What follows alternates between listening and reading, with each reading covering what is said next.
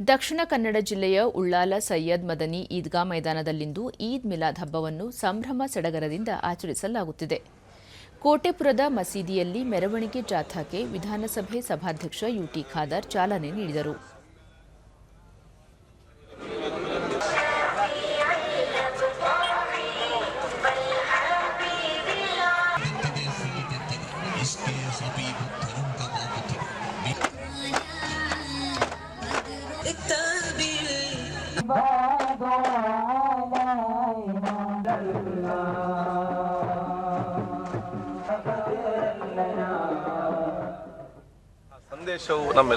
ದೂರದರ್ಶನದೊಂದಿಗೆ UT Khader ಸಮಾನತೆ, ಸಹೋದರತ್ವ, ಸಹಬಾಳ್ವೆ ಸಾರಿದ ವಿಶ್ವ ಪ್ರವಾದಿ ಮೊಹಮ್ಮದ್ ಅವರ ಜನ್ಮದಿನದಂದು ಪವಿತ್ರವಾದ ಈದ್ ಮಿಲಾದ್ ಹಬ್ಬವನ್ನು ಪ್ರತಿ ವರ್ಷ ಆಚರಿಸಲಾಗುತ್ತಿದೆ.